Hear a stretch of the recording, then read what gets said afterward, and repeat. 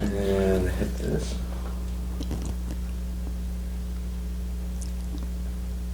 Okay. Where did we end up? I think we ought to back up just a little bit, and you were going cross country with Bill and Pete, and you always looked for a place. We were coming back from Anaheim. Well, no, but on the way there, you would try and find a place that had a swimming pool, and then Bill and Pete ran in the door right when we ran in the table and said, "Mama, Mama, there's beetles all over the pool." It was my fault. And we had to watch television instead. But after that, I didn't try to go further. We stopped before night when there were plenty of choices of motels, and we could get one that the pool was all right.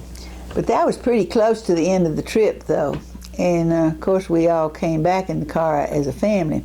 Oh, one thing I want to be sure to put on there for y'all to remember is at Anaheim, at Disneyland, we parked in the parking lot, and Daddy scratched the car when we were leaving the parking lot, and he took time to put a note on the windshield of that car, giving his name and address and insurance company that he would fix it. Wasn't much damage, and most people would have just gone on and they would never know who did it, but he was trying to set a good example for you all, and he did that.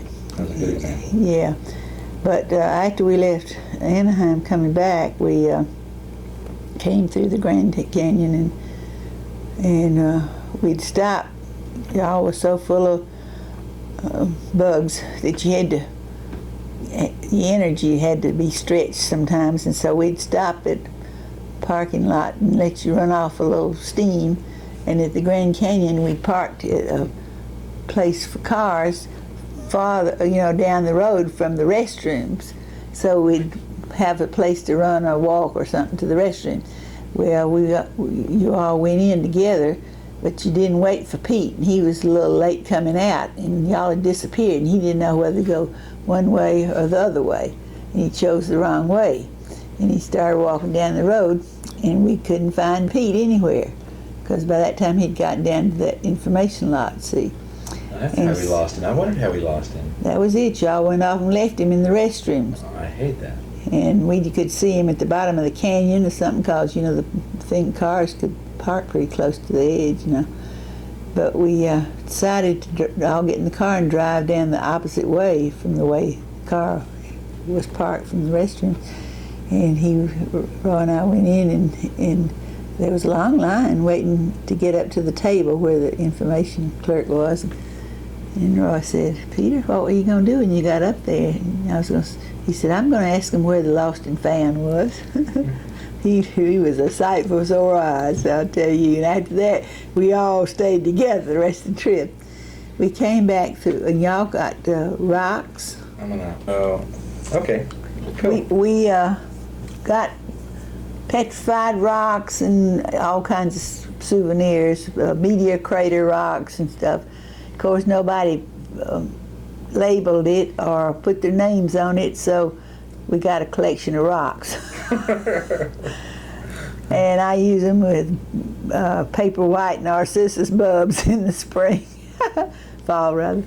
But anyway, I continued that tradition. I want you to know I still have lots of rocks with no labels. Yeah. I don't know where they're from, but I collected them. We came through Oklahoma and went to Tulsa and stayed with Uncle T. Roy. I forgot that. Yeah, and so you saw your cousins, 2 girls and a boy, and Aunt Barbara. And Roy went out, and I'm sorry now that I didn't go too. Roy went with Uncle T. Roy out to the cemetery to see where his daddy was buried. And I don't know where that is. Now Uncle Roy's gone, and I think Aunt Doris is gone too. He's still got some cousins out there, but Uncle T. Roy, had 5, he was in the Navy during World War II, and became a pharmacist mate, and when he got out of the service, he opened up a drugstore and did so well till they finally ended up with 5 drugstores in metropolitan Tulsa. And of course his son took after him and has taken over the drugstore since, and still has about 5, I think, doing real well. But from there we Oh, and Uncle T-Roy was a big mason when he was in Laurel. In fact, all the barns were, I think. And he kept bugging your daddy to join the Masons. Well, Roy didn't have time for masonry, but he did join in Laurel just to make Uncle Roy happy. And really? What year was this? Oh, way back before we came to school, while he was still teaching at the training school, I think. And he went through their stages, like in Scouts, you go through stages, and he went through the 3rd degree, and that enabled him to wear the Masonic ring. And Grandma Fowler had his daddy's Masonic ring and gave it to him. And later, after Roy was gone, and I knew he would never have used it anyway, and that you all weren't going to be Masons, Uncle Ralph was a big Mason, and he went all the way to the 32nd degree. Uncle T-Roy did 32nd degree and went to Washington and got a 33rd degree for exceptional service. And not many people get the 33rd, so Uncle T-Roy was really into doing good work. So I don't know what all the Masons do, but they're supposed to be a fraternity that does good works and has a religious foundation too, I think. But anyway, I let Ralph have that Masonic ring because it meant something to him. And he was just sick because one time out in the woods hunting or something, he lost it. And he just hated to tell me because there's no way we could get it back. And I said, well, for your sake, I'm sorry you lost it, but don't worry about it because it wouldn't mean anything to my boys anyway. But that's the story of the Masonic ring. I had no idea that Dad had even been involved with that. Yeah, he was a Mason. And but see, when he came to Tech, he didn't even join the social fraternities. He just didn't have time for that. It was time consuming to put in. You know how Uncle Ralph would always work with, this was Kiwanis though, do the pancake breakfast once a year for fundraising and all. Mm-hmm. And he got a special award from the Kiwanis people too. I was going to put on the tape about in Brussels, I forgot to say that I went to a factory, a lace factory, and saw the ladies making Battenberg lace and brought some back, little pieces, scarves and stuff. But it's fascinating to watch them. They use a pillow-like thing with just a million pins, and the thread is wound around through the pins, and they twist it and make the design, and they can go lickety-split because they know just what they're doing. It's like embroidery. They've done it so much they know what to do. And there also is, that's the town where the fountain with the little boy squirting water. Saw that. And there was something else I meant to put down about the trip that I forgot.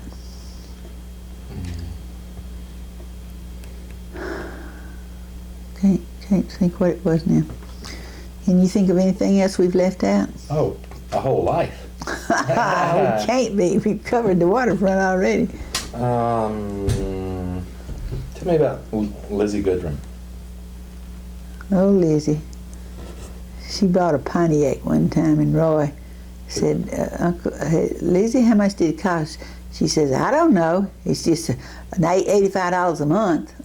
All she knew was how much the monthly payment was. She didn't know how many thousands of dollars she was having to pay, carrying charge and everything else. Oh, it's $85 a month. and she was married. She was married to Fred. I thought it was Hugh. Yeah, Hugh. That's right. Fred was the one in Pekin. Hugh, and they adopted 2 little boys. She loved babies so and couldn't have any, I guess, and she adopted some. Did you remember her name in Pekin? No, and yet. Okay, so Lizzie was married to Hugh, and she did have a baby too, and eventually I remember seeing that. I remember going out to their house with their well, and who? Lizzie Goodrum. Lizzie Goodrum? Uh-huh. I don't remember that. I remember riding out to her real house. Huh. And it was night and day. I know Daddy used to have to give her extra money to buy a load of coal, a sack of coal, so she'd have heat in her house when she went home. Yeah. How did you find her? to hire her in the first place? I don't remember. Don't know, but we were lucky. She was a good one. And Louise, remember Louise next door at the Rayfords? The maid there? Yeah. She and Louise and Lizzie were good buddies. And Ruth raised the Griscom boys. Hmm. Ruth still comes up there. Really? She's on up in years now. But Louise has developed cancer and she's retired.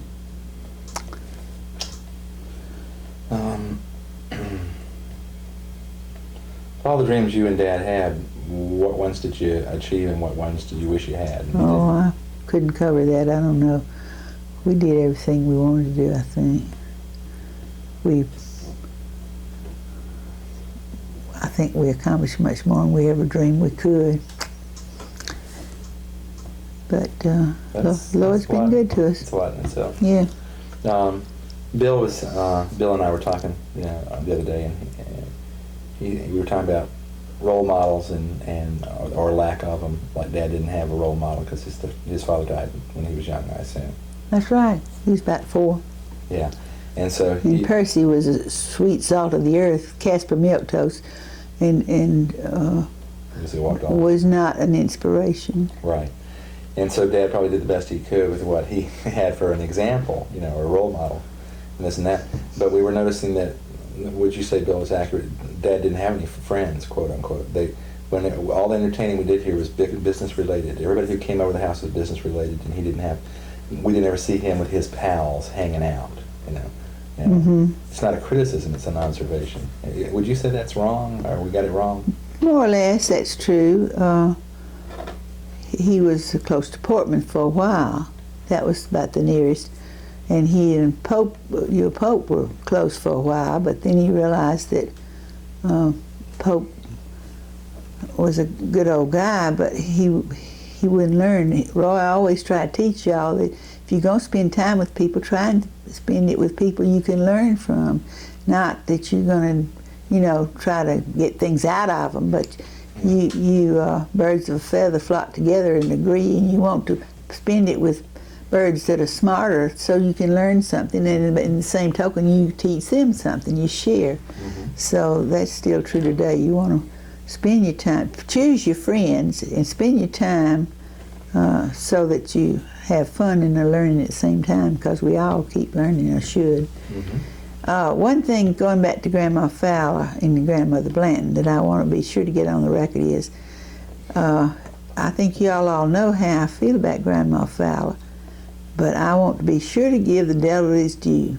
She had guts and spunk, and a lesser person would have folded up and stayed with the relatives out there and taken a easier life than she chose to come back and stand on her own 2 feet. And I think that's where your daddy got a lot of his spunk, was from her backbone and her survival instincts. And she took advantage of people's good nature, I think, but yet she was a sharp cookie, and I want to be sure that went on the record. Okay. And by the same token, my mother was a survivor, and she died.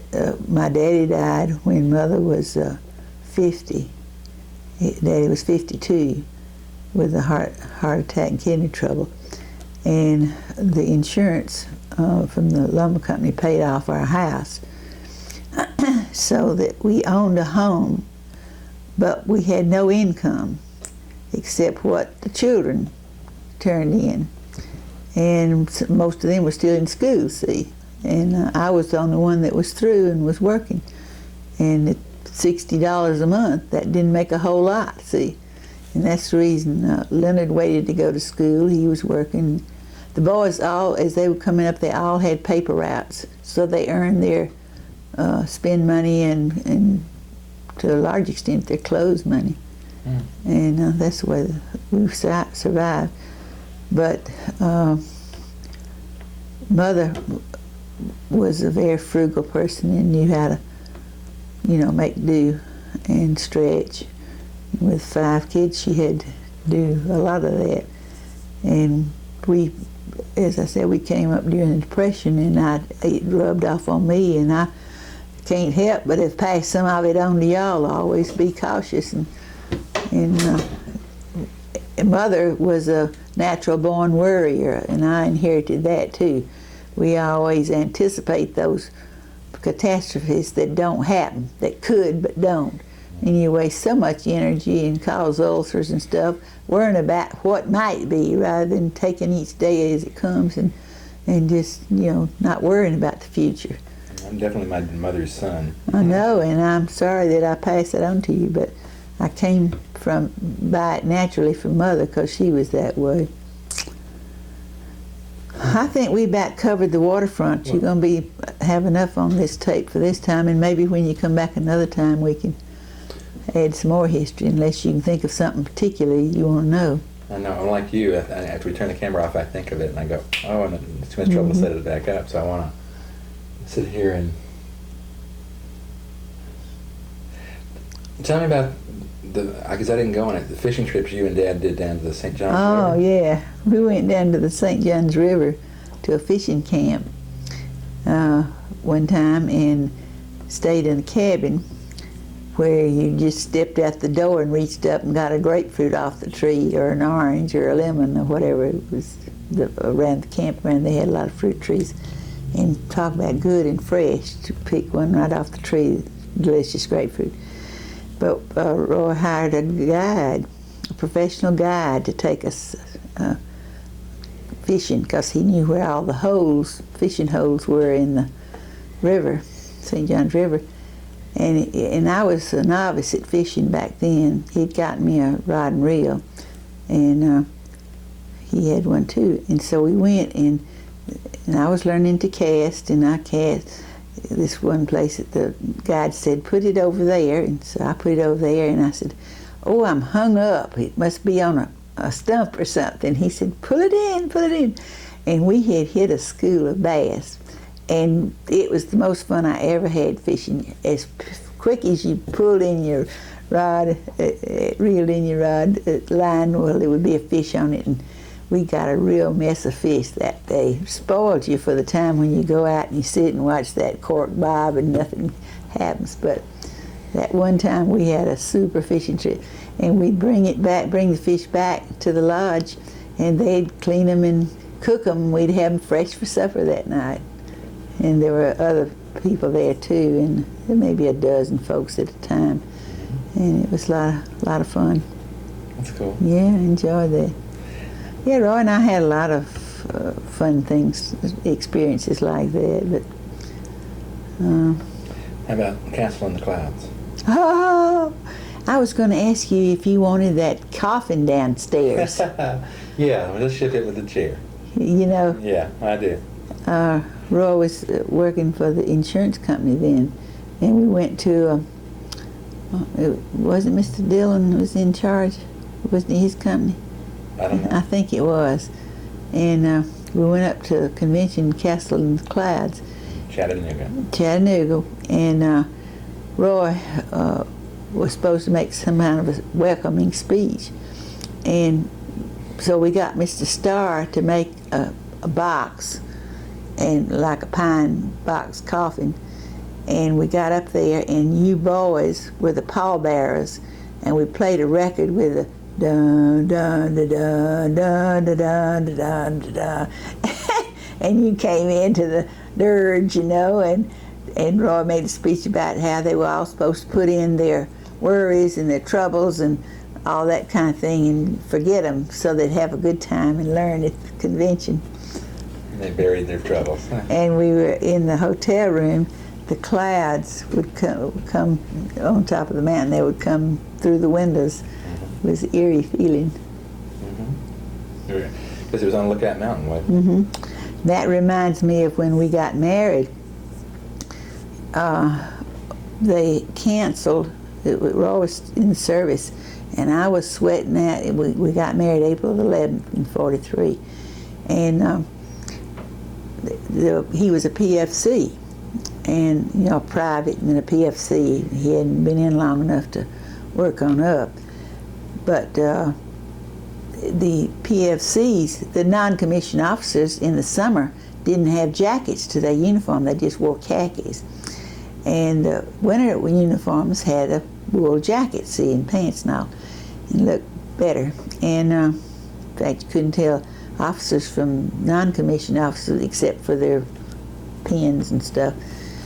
So it depended on how the weather went when they changed to summer uniforms, and I was sweating out April weather, afraid they'd change and he'd come to my white satin dress with a khaki sleeve with no jacket. See, but fortunately it worked out all right, and they still had the winter uniforms. But we were supposed to have a 10-day leave, and we had reservations, and one of the places we were going was to Castle in the Clouds, Really? to that particular hotel. So you've been there twice? Yeah, well, we didn't go. Oh.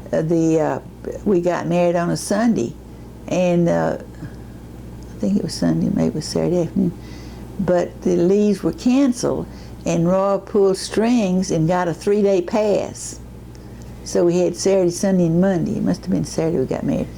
And we got a 3-day pass, and we pulled more strings because back then you couldn't get reservations for anything. And the Roosevelt Hotel, which is now the Fairmont, I think, it was the hotel in New Orleans. And Betty Jones Bradford's daddy was a stockbroker, and he had contacts in New Orleans, and he arranged to get us a nice room at the Roosevelt Hotel. And Roy, we had the wedding at the First Presbyterian Church, and reception at my house. Oh, another thing I have to tell you is about the wedding ring. We exchanged rings, and Mary Jane was my maid of honor, and she had my bouquet of flowers and her bouquet of flowers, and my ring to give Roy. And when Dr. Tucker said in the ring, and he looked over at Mary Jane, because I'd gotten mine, it was time for me to give him, she said, "It's on the floor." She had dropped it in messing with the flowers. "It's on the floor." And Dr. Tucker just reached over to her hand like he was taking it and gave it to me, an imaginary ring. We pretended to put it on, you know, and nobody knew the difference. And when we turned around to go out, Dr. Tucker stooped down and picked it up. And we had the reception at Mother's house, and he got there, and we were all three at the front door, and he supervised me putting the ring on Roy's finger at the house. But that was an unusual thing. And our best man was the blind fellow that Roy had grown up with, and here Mary Jane was with her flowers and blind man getting out the church and all. It was an unusual. We had some fellows from the service that were in with Roy, ushers too. But and Marvin gave me away because he was the only one at home at the time. But it was a lovely affair. That's neat. Yeah. That's neat. But another funny thing, I shouldn't tell you all these family secrets, but it's Sure. just family. Y'all won't be sharing it around. Yeah. We got to the Roosevelt in New Orleans, and I was not familiar with New Orleans like Roy was, because see, he'd grown up down there practically from Picayune. That's where they always went to hang out. And he'd gotten champagne and had it iced down, and he was doing this to it, you know, to get it cold in a hurry. And I kept saying, "It's cold enough, let's open it." And it should have been a lot colder, but it was all right. But we had fun. That's cool. Yeah. You pretty much had to teach Dad how to go to a hotel and all that stuff. Yeah, he had never he hadn't done much traveling like I had, see. And I had been exposed to things. When I was in college, for example, we were taught we had our plates stacked up, and you had serve, pass it around. We learned all that etiquette stuff that he had never been exposed to. And it's not that I was so much smarter than he, it's just that he hadn't been exposed to it, and I had been At finishing school. Finishing school stuff. And it wasn't a finishing school, but yet we did learn some of the niceties of life. But I had to tell him what you did to go in to check into a hotel in Jackson, because I was sharing an apartment with a girl that worked at the health department, state health department then, and he would come up for the weekend. And but he soon learned, and he went ahead of me, even went around the world 5 times and survived with all kinds of situations and scary things. So it just shows that you don't hang back because you don't know something. The thing is to pitch in there and get somebody to teach you what you don't know if you want to learn something. Have a good spirit, good heart, and just Yeah. keep going. What do you remember about Tahiti, and why did he go? It was, he went on business trips, but then Tahiti was a side trip. Like when me and Hennick and I came back, we stopped at Hawaii, for example, side trip, see. But he went and he needed a break, needed some space. It was after real National Executive Life, right? Yeah. And after Kennesaw, before he started deciding what he was going to do next. I'm not sure about the time span. I think it was between real estate and life insurance. But I remember one thing, he was gone over Christmas. And he was gone a month, I guess, on that trip. I thought he was gone 6 months myself. No. You and I have argued about this, and I don't. He's never gone that much. Well, you see, he stayed as long as your visa will You're allow. talking about weeks, not months. No, I'm saying that your visa, he stayed as long as the visa was legally allowed. I don't remember that either. Then de Gaulle canceled all American flights out of Tahiti, and he was stuck there until they finally. I don't remember any of that. Yeah.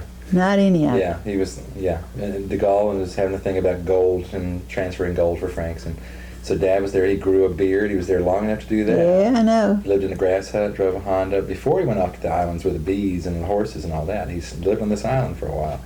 And I think you're wrong about time there. He was gone maybe 6 weeks, but never 6 months, never.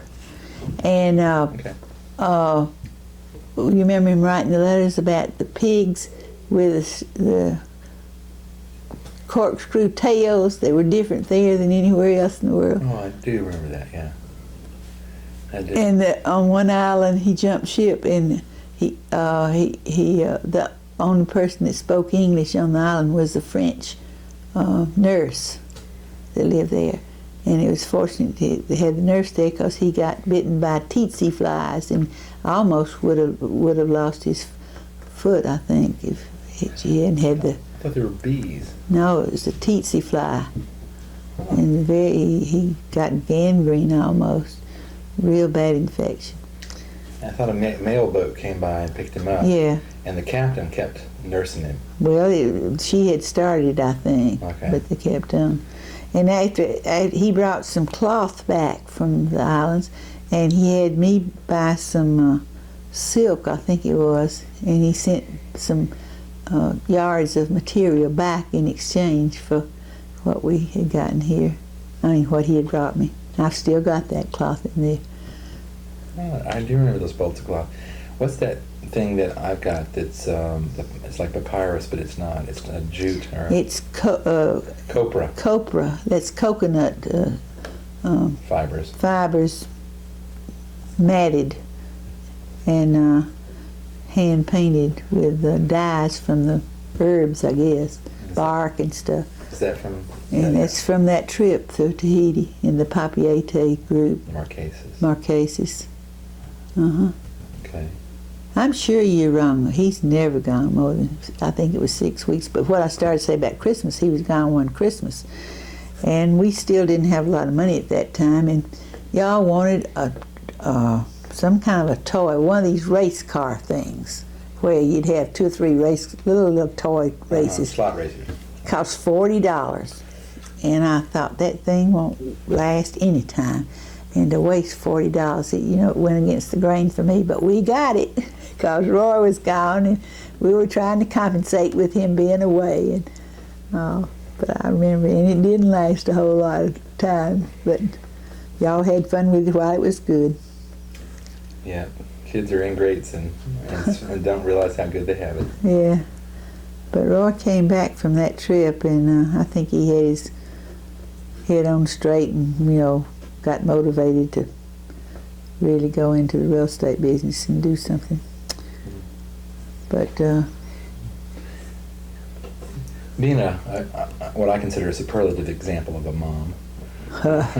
You've been there for us all the time, stood beside us thick or thin. Yeah, I had to come home and read the Bible about chasing your son while there's yet time. Yes, but I mean, as a non-parent, I look at little kids and I go, oh, they're just boring because they can't carry on a good conversation and they haven't read a new book and they haven't seen a movie or anything else. And when they get to be in their 20s, they start getting interesting. They can carry on the kind of conversations. And I sometimes got the feeling that Dad was more with us, that we were in that category, and yet he was for us, but he, you know, he had the people at work to be his pals and people to commiserate and talk to. And I don't know how you looked at it all. Did you see us go through different phases where we became better or worse siblings or whatever? No. What's your perspective on us as three boys? We both sweated through all the stages of growing up that people go through.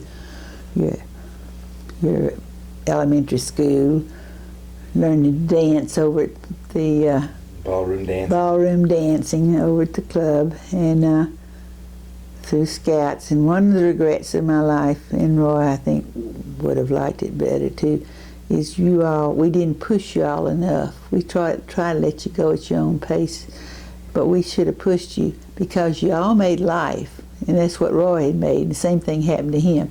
You got too old, and y'all went into Explorers, and he got out of Scouts.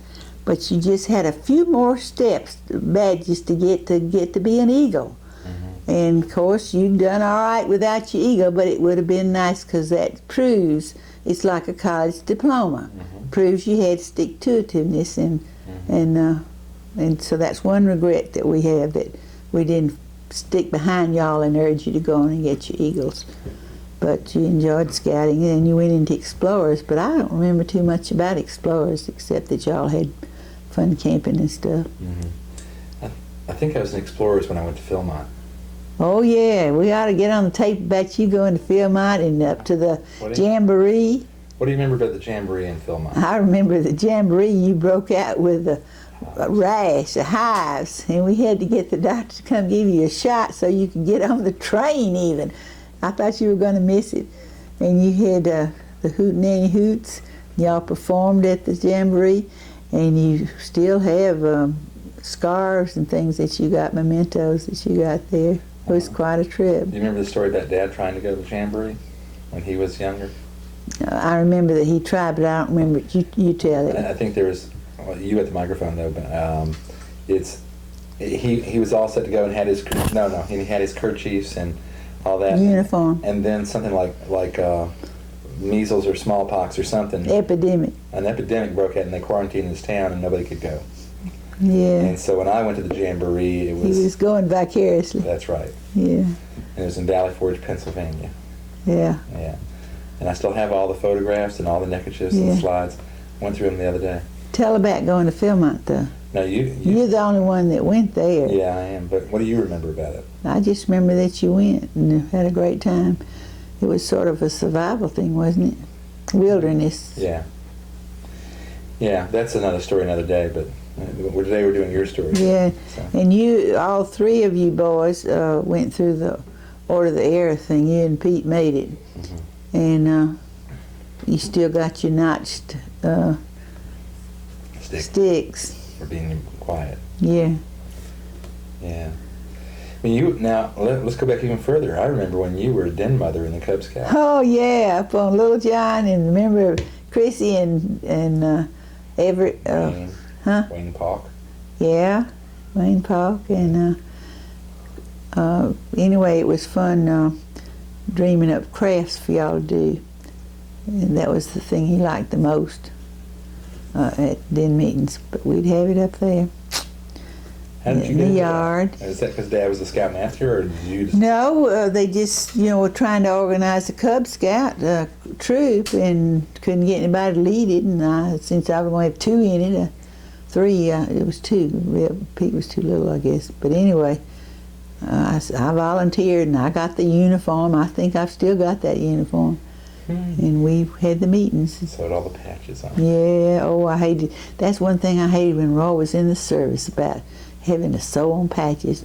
I wanted to go on record about Roy in the service too. Roy had very poor vision, as you know, and when World War II came along, and his brother and my brothers all volunteered, and got to be officers. In fact, my brothers was a pilot, a bombardier, and a navigator, and Shorty was a pilot. And Roy tried his best to volunteer for. He wanted to get in the Navy or some branch of the Navy, and or Coast Guard or something. Anything where he could go to officer training school. He could not pass the physical. They wouldn't accept him anywhere. And he was doing this instructing at the Defense Training School and felt like he was making a real contribution to the war effort, feeling good about himself. And they drafted him as a PFC, as a private at Camp Shelby. Yeah. And he was unhappy because he couldn't qualify for OCS. But he did work up to a top supply sergeant, which was a good field. And had a lot of clout because being the supply sergeant, he had control over the supplies, the blankets, the uniforms, and everything, pots and pans, and he could go over to the mess hall anytime and get a cup of coffee and a fresh donut or whatever because he got special treatment. And then when they were mustered out, people would come through Camp Shelby to be discharged, see, and they'd have to turn in things. Well, he had an inventory he had to keep up. Well, if it was over, see, then he had to work things around so it always was the right number of things for the inventory. That's where we got those Australian blankets, see, instead of the GI blankets. They were Australian, but the people that had served with Australians or something, anyway, they got those instead of those old khaki American issue. But when he was being discharged, they always asked if you want to sign up for the reserves or something. He said, I wouldn't sign up for anything that had Army in it, even the Salvation Army. He was unhappy the whole time he was in service because he didn't feel like his talents were being utilized. And he had to take orders from people that he knew he was a lot smarter than they were, that sort of thing. That's the way the military runs. So anyway, it was good because all the brothers got to go to college and get their degrees through the GI Bill. That makes sense. That's good. So some good came out of all of it.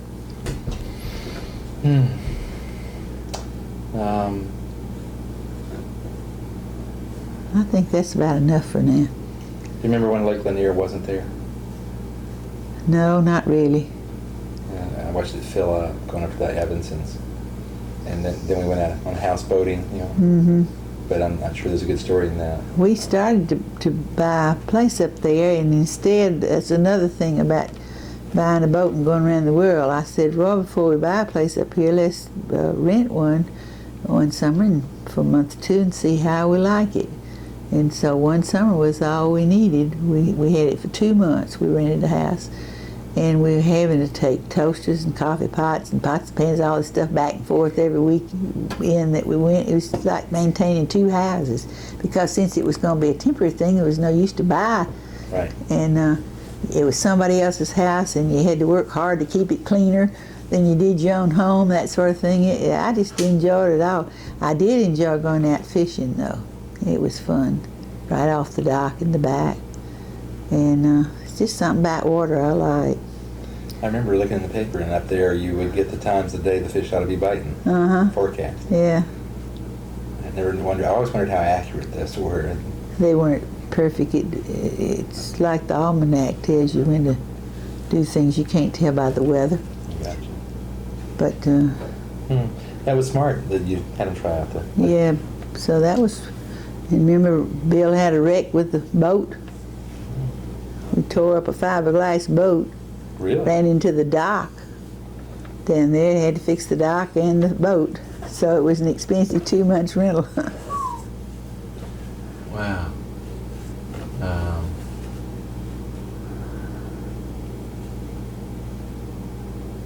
Well, you seem to have a real full schedule with us between swimming team and Boy Scouts and junior choir and. In Sunday school, I went to a Sunday school class that was made up of mothers who had children all about the same age. And Miss Shedden, bless her, was a mother, and her children were older. And she taught our Bible class. We met in the chapel at the church. And I really enjoyed that. And everybody else, we were a sorority of mothers that really got to know each other well. And I wouldn't take anything for having been in that class. And Roy was in the Berean men's class, and he enjoyed that. until he got to associating with so many business people that he run into in the business world, and saw that they didn't leave their lives in business that they did at Sunday school. He lost the bloom and drifted away from the Berean class. But we always encouraged the boys to go.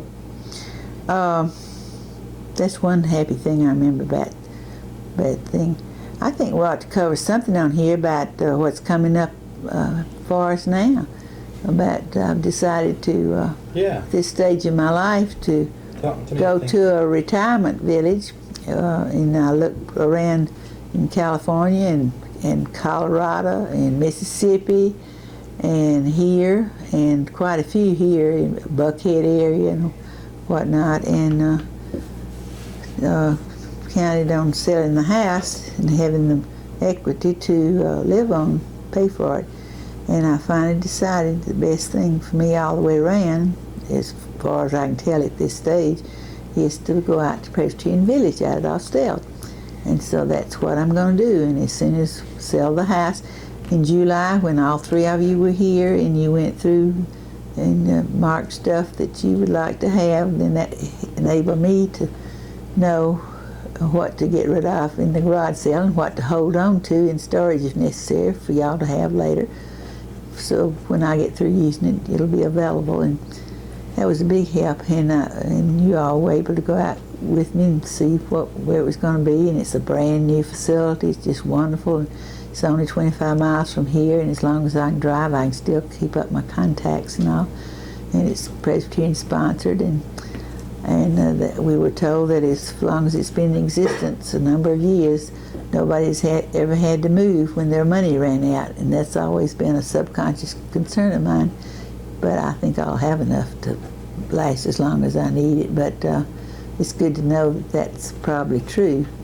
And it's a life care place. You start off at independent living with activity building and swimming pool and all those other good things. It's on 60 acres with a lake and ducks and nice staff and a nursing facility next to it and a hospital next to that. So no matter what comes up in the future, it'll be handy and won't be a burden for you boys. And that's what I wanted to achieve, and I believe that's going to be it. Right. I think you are. I think you picked a great place. And I'll always have a floor for you to put a sleeping bag on so we can still have home. Right. It'll just be a different address. Right. And I think it's swapped now in that Bill always has a place for you, and Pete always has a place for you, and I always have a place for you. Uh-huh. And so home is sort of expanded. And in this way I have places to go visit too. Right. So, and so if we were all still living here, you wouldn't have any place to go. That's right. One of the side benefits of us moving out. It's nice y'all all have been able to establish your own homes and your own roots, and still I'm so pleased that how when you're growing up I always say you have to stick up with your brothers now, keep in contact, keep in touch, and it just does my heart good to see how we are becoming a closer knit family and do keep in contact more than we used to, which is what I was trying to achieve. You were very successful. Took longer than you hoped it would, but it makes me happy. That's good. And we were real proud of the grandchildren, and know one day they're going to be making tapes of their own like this, and getting their parents to tell the stories that I've been trying to remember to tell you all. So these are stories for your great-great-great-grandchildren. Some of them. Yeah. And just for family, I hope you keep it in the family and don't go broadcasting it. One time I was going to write a book about my experiences, but as we made this tape, I realized a lot of it you wouldn't want to put in a book for publication, so I'll have to make a fantasy book. Yes, fictitious names. Yeah. Names have been changed to protect the innocent. Right. True story. Right. Well, and then you can give us a special page that tells us who's who. Uh-huh. Yeah. I still think you ought to do that. I think you'll tell. When you think it out over a period of years, you'll tell a much better story than we ever could in just a few hours on tape. Yeah.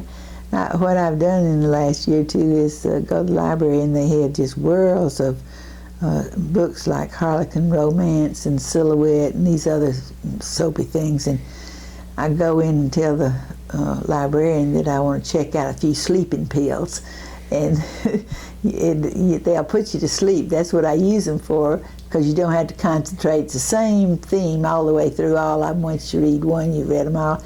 But I said, if I read enough of these, one day I'll be able to sit down and write one and get it published, and then I can just sit back and really enjoy leisure.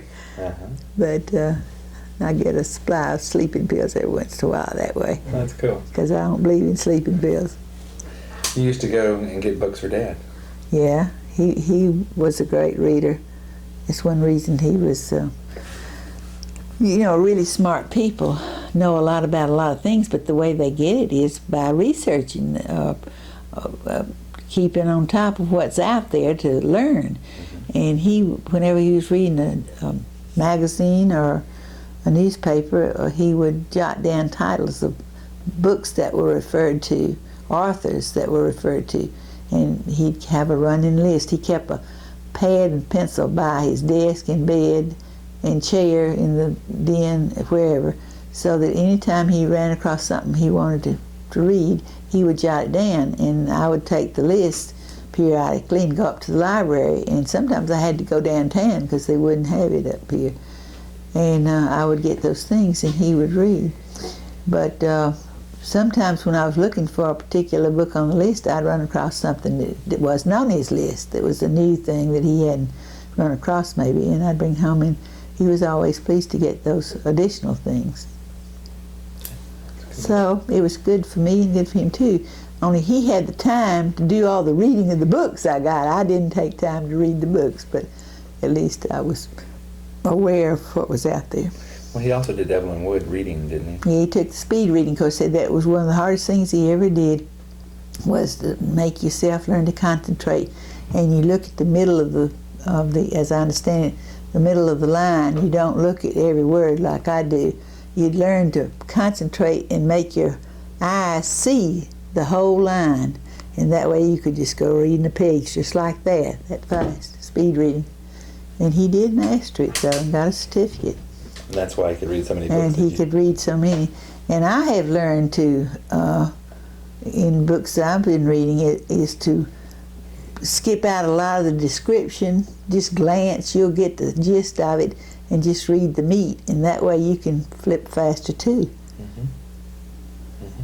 Description is good, but it's not necessary to the theme of the story a lot of times, and you can read faster that way. It's embroidery. Yeah, but concentration, and when you're reading, you have to make yourself read faster by choice. I mean, consciously. You can drag it along slowly, if you want to, or you can learn to move on, and you can cover a lot more ground that way. I hope the grandchildren will learn to love books and read a lot. That's one reason Leonard's children were so smart. They didn't have a lot of outside activities. They weren't into sports and stuff, and like you all were, and they read. Entertain themselves. You could give them a book. In fact, when they were in Ellisville, the library, public library there, was not very big, didn't have a lot of books in it, but I believe they read every book in that library, and they were knowledgeable in a lot of subjects that way. And that's the reason they did well on SAT scores and stuff. But I just hope that they will pick up the love of reading like you've picked it up. And Peter has, and Bill is fast acquiring it though. He has trouble with reading because he's I don't know whether it's his vision or what. Or attention deficit disorder, or something like that. Yeah, but he's getting better and enjoying it more and doing more of it, so that's good. Well, I want you to do one last thing. I'm gonna for today. We still got an hour left on this tape. So no, we've got enough stuff. Well, okay, but I'm going to put my hand in out and say this ends this session. Here we go. I'm going to fade to black. All right, then I'm going to open it back up. Now, what I'd like you to do is, yep, I got a head and shoulder shot here. Just one at a time, and then I'll do that. Let's just say to Pete, and then to Bill, and then to me. Merry Christmas, Bill. I can use these later. Okay. Yeah. All right. So. Merry Christmas, Rob. Merry Christmas, Bill.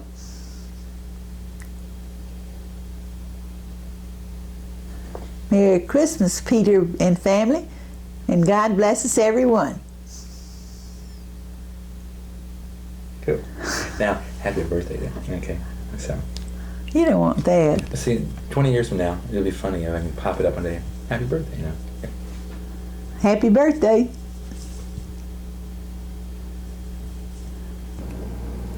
And I just want all of you to remember that nothing is going to happen to you each day that you and the Lord together can't handle.